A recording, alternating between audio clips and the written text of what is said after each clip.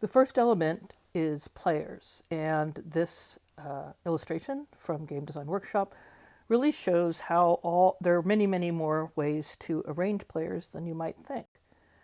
So player versus game, this is often what we think about when we think about a video game. And Monument Valley is a particularly beautiful iOS game that is mostly solving a series of puzzles. Player versus player, this is also a very familiar situation where it's one-on-one. Multilateral competition. This is when we have games that are for, say, 2 to 4 people. And in that case, multiple people are all competing against other people. But we can also have unilateral competition. And we see this all the time in hidden information games, where it's some subset fighting against a larger superset of individuals trying to figure out where is the werewolf, where is the mafia member. And of course, teams versus teams, volleyball. My kid plays volleyball. It is really fun. And multiplayer co-op. This is the beginning of a different way to think about games.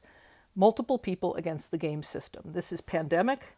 Pandemic is a classic board game. If you haven't played it, I must recommend that you try to find a way to play it. I believe there's an iOS version, as well as there's a lot of places you can play online. But Pandemic was the first idea that instead of playing against, we can play together. And this might be a good time to think about cooperative games. And of course, multiplayer, player co-op. In this case, everybody's working together to solve how do we get out of the room, escape the room. Games are a lot of fun, and we'll be exploring this genre a lot more. So let's pause for a second and look at your Race to the End game. How many players will you have? What relationship? Do you need to change the board in order to reflect this new relationship? You might have been thinking it was simply a player versus player who can get there first. But what if it was a group of people trying to escape to the mountains? Or what if everybody was trying to stop a bad guy from getting to the One Ring or the treasure? A race to the end can take a lot of really interesting different forms.